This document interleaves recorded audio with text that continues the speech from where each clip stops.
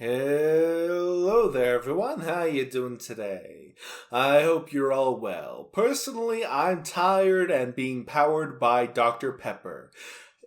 Today, we're going into r/entitled people. If you enjoy, like and subscribe.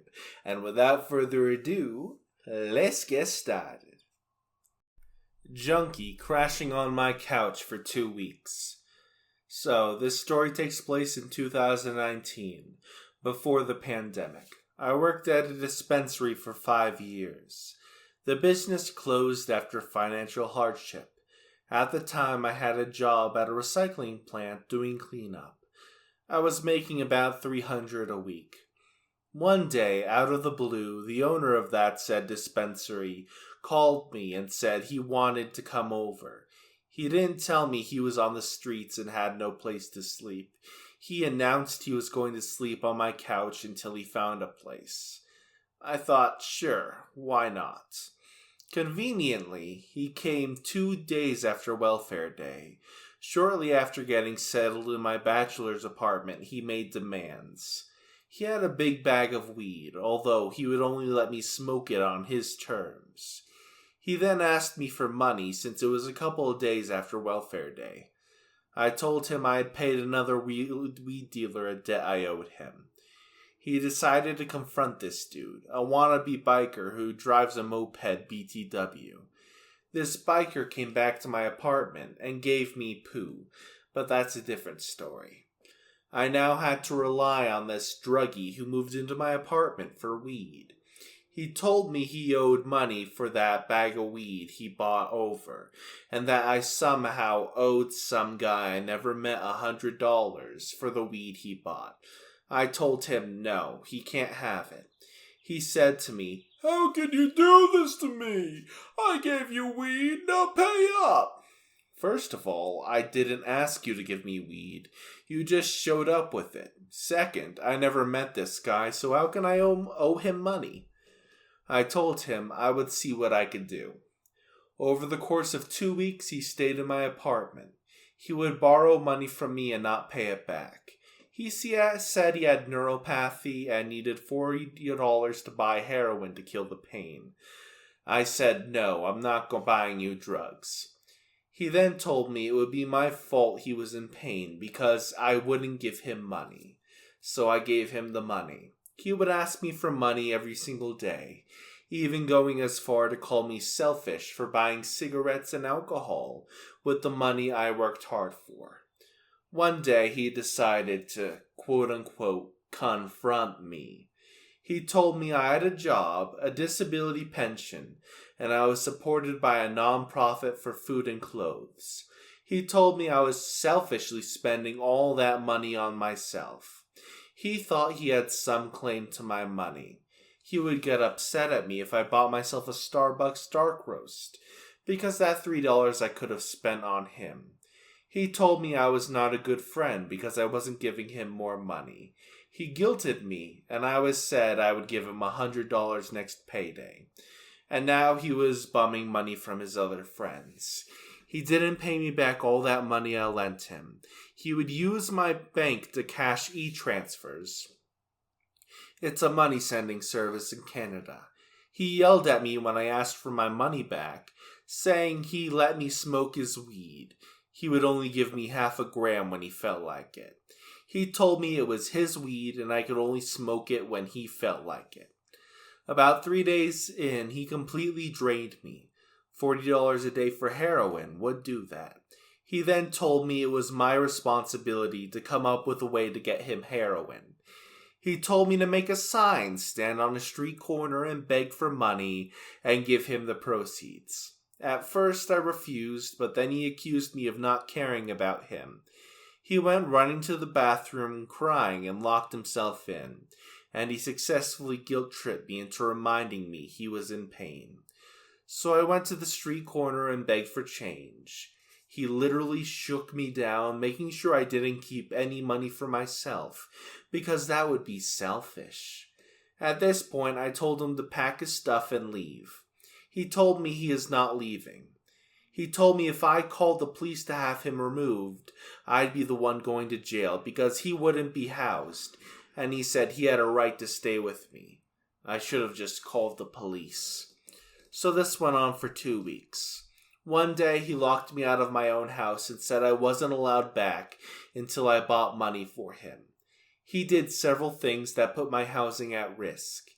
He told me I had to risk my housing because it would be worth it if it meant he could stay there a few days. And then we would just be homeless together. After 2 weeks of grinding me for $40 a day by reminding me he was in pain, my building manager evicted him. He told him he did nothing wrong and gave me a look that I did something wrong for not defending him or begging him to stay. He then called the next day, told me he was pissed off at me for letting him be evicted, and demanded yet another $100 or he would withdraw his friendship.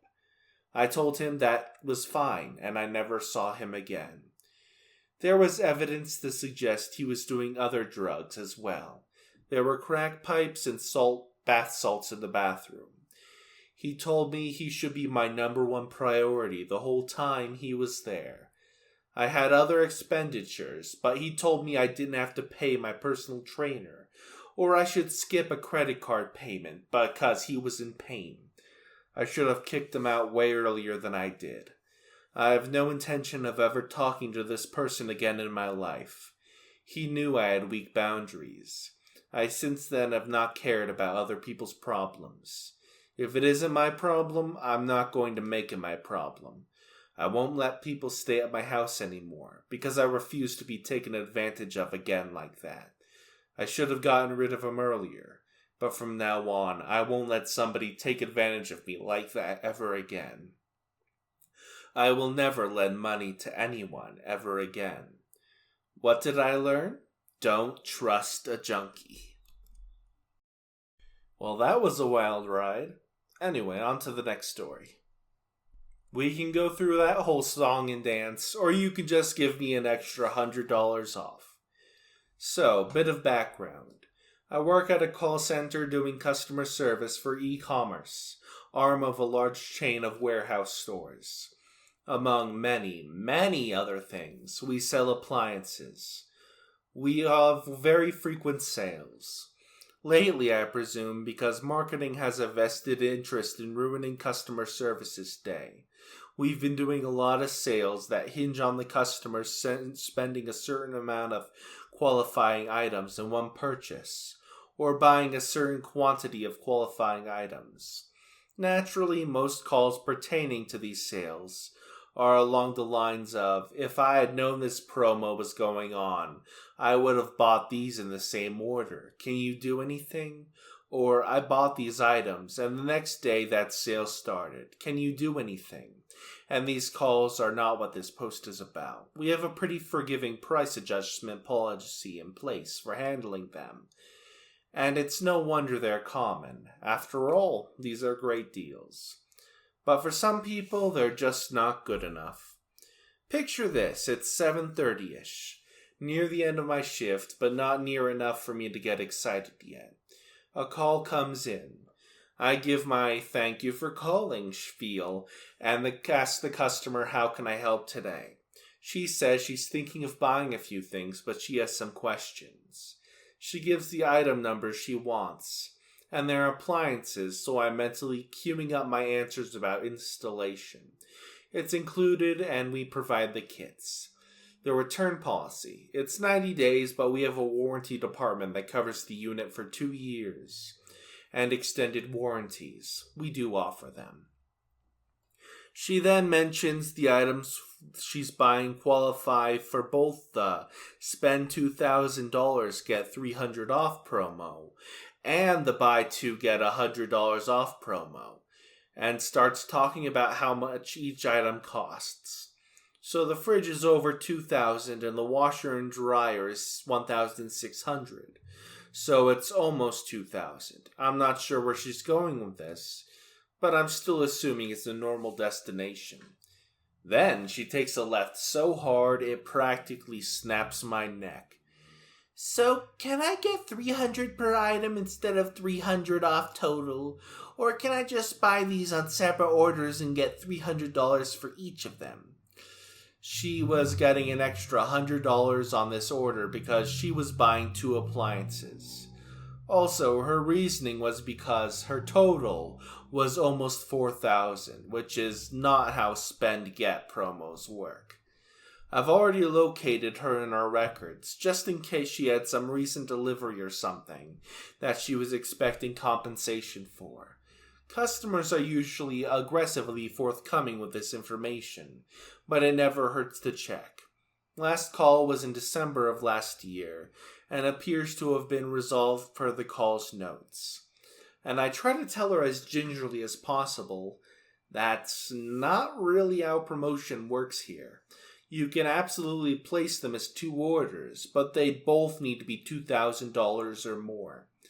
Can I buy something that's 400 at the washer and dryer to get the promo, and then return it?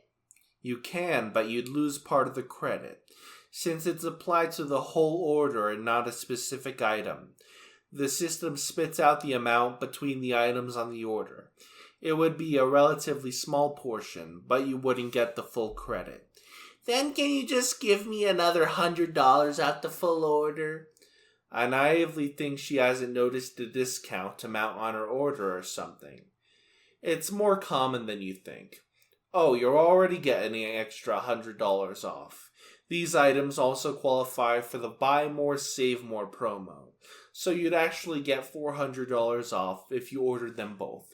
No, I want an extra $100 off. Scenario 1. I place 2 orders, one with the fridge, and then one with the washer and dryer, plus a vacuum or something. And then I return the vacuum and get most of the credit back. Scenario 2. You just give me $100 off and we skip that whole dance.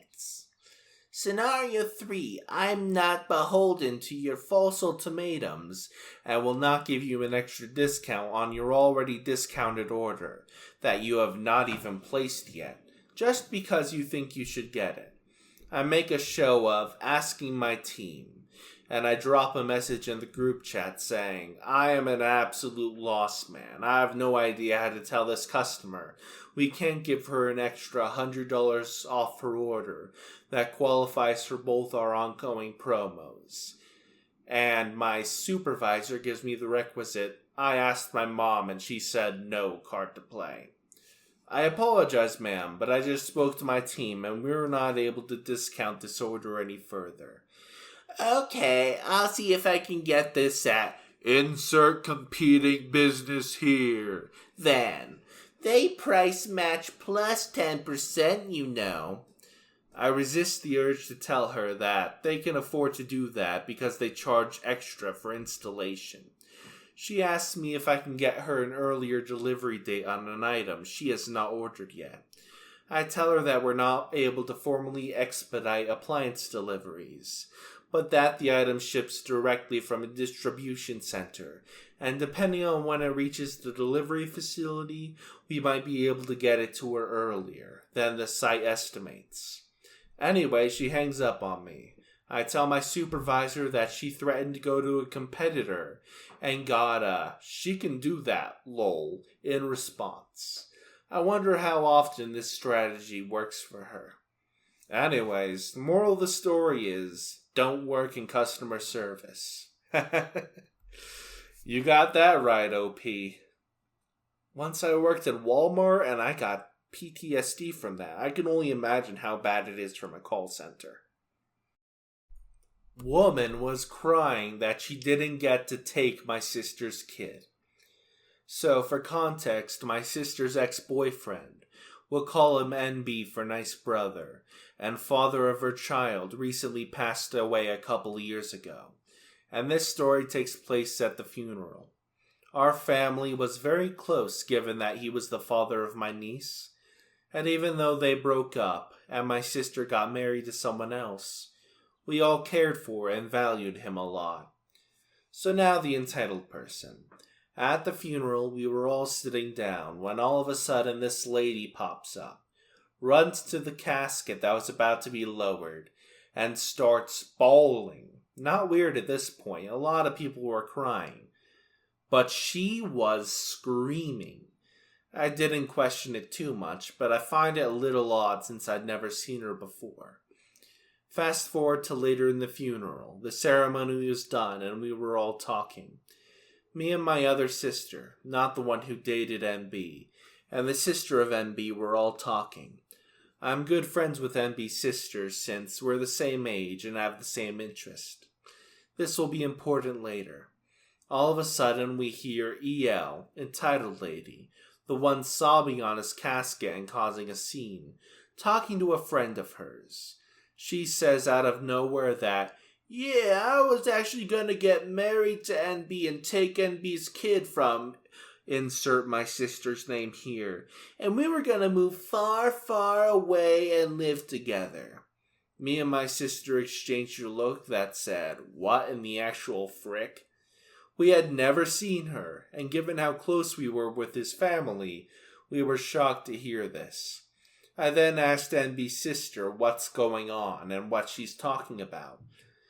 And funnily enough, I've never seen that woman in all my life, she says. All I know is she was his co-worker and they barely talked. He actually was often annoyed by her, constantly trying to ask him out. All in all, she was outcast by everyone there, including the family of NB for lying about their late family member. That's the end of today's video. I hope you all enjoyed the stories I have laid out for you.